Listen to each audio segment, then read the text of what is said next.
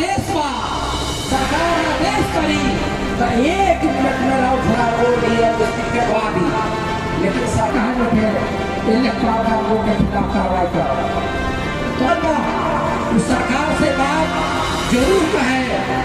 ये बात के अभी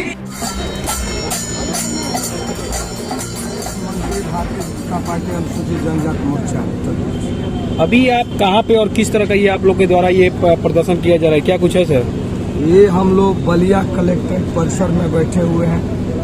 हमारे जनजाति गोंड खरवारों का उत्पीड़न हो रहा है अधिकारी कर्मचारियों के द्वारा। कुछ जगह हमारा प्रमाण पत्र बन रहा है, कुछ जगह नहीं बन रहा है, इसीलिए हम लोग बैठे हुए हैं। और सबसे बड़ी समस्या है हमारी प्रमाण पत्र के साथ साथ हमारे स्क्रूटनी कास्ट कमेटी में हमारे स्वजाति बंधुओं को ला करके और दलाल किस्म के अधिकारी कर्मचारी हमारा प्रमाण पत्र खारिज करने का काम कर रहे हैं। इसी के विरोध में हमारे छात्र, नौजवान और अखिल भारतवर्षीय गोंड महासभा के तमाम हमारे सहयोगी साथी यहाँ बैठे हुए।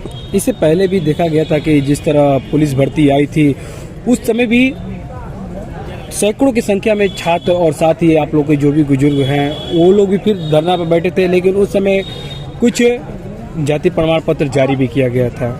उसके बावजूद भी क्या आज तक इतने लोगों का जारी नहीं हुआ?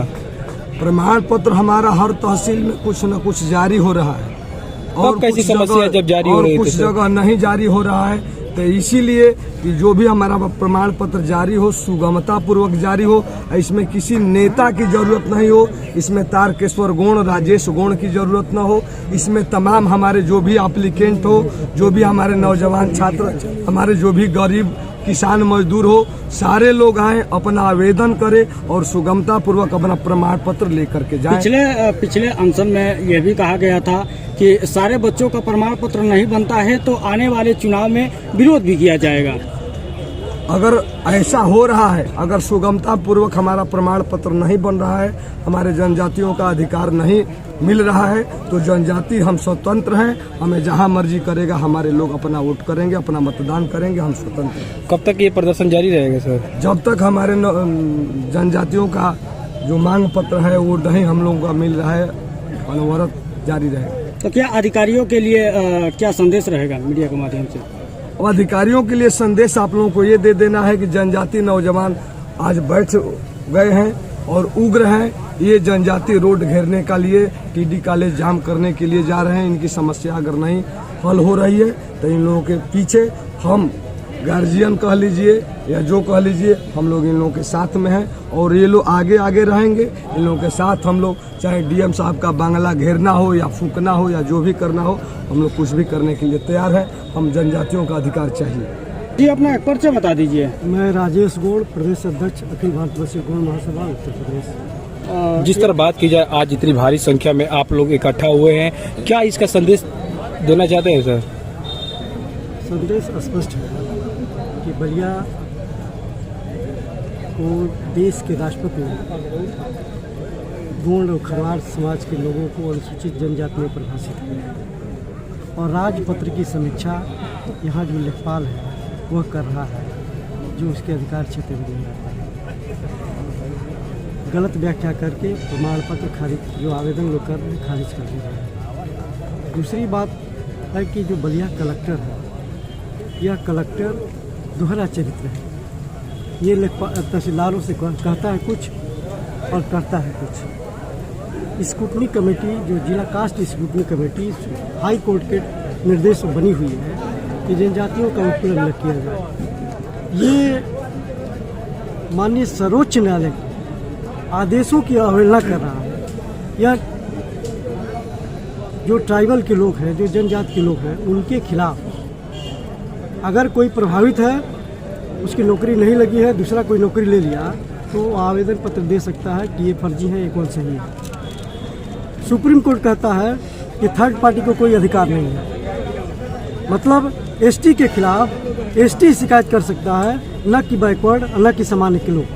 अगर बैकवर्ड और सामान्य वर्ग के लोग आते हैं तो 1 लाख रुपया जो है यहाँ पे जुर्माने के रूप में या सरकार को जमा करना पड़ेगा।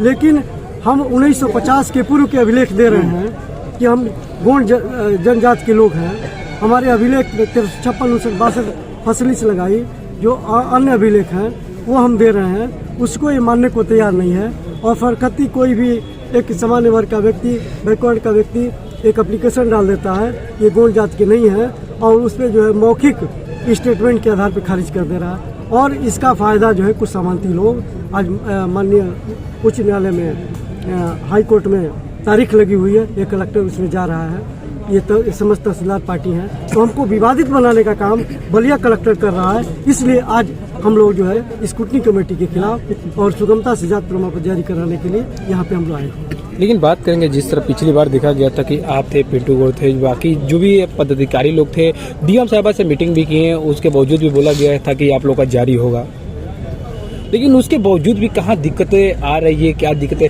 अब आप लोग क्या चाहते हैं? ऐसा है कि ये धन उगाही करने के लिए ये अपने लोगों को छोड़े हुए हैं, ये दलाली करा रहा है। पुलिस की भर्ती में कौन दलाली करा रहा है? ये तहसीलदार और उसके लोग कर रहे हैं, छोड़े हुए हैं। 25,000 दो, तुम्हारा प्रमाण पत्र बन जाएगा। अच्छा, पैसा भी मांग रहे हैं? बिल्कुल, नहीं तो जब स्पष्ट कर दिया गया है कि शासनादेश में स्पष्ट है कि 1359 फसली हो, परिवार रजिस्टर की नकल हो, कुटुंब रजिस्टर की नकल हो, टीसी हो, तो उन्हें सुगमता से प्रमाण पत्र जारी कर दिया जाए। हम सारे अभिलेख दे रहे हैं, उसके बाद ये लेखपाल खारिज कर दे रहे हैं। तब आप लोग क्या चाहते हैं? हम चाहते हैं कि शासनादेश का पालन हो, राजपत्र का पालन हो। हम जबरदस्ती नहीं चाहते हैं कि आप हमको कोई अधिकार दे दिए, या जो है देश के राष्ट्रपति ने हमको अधिकार दिया है, संवैधानिक अधिकार हमारा है, और ये जो है हमारा उत्पीड़न कर रहा है।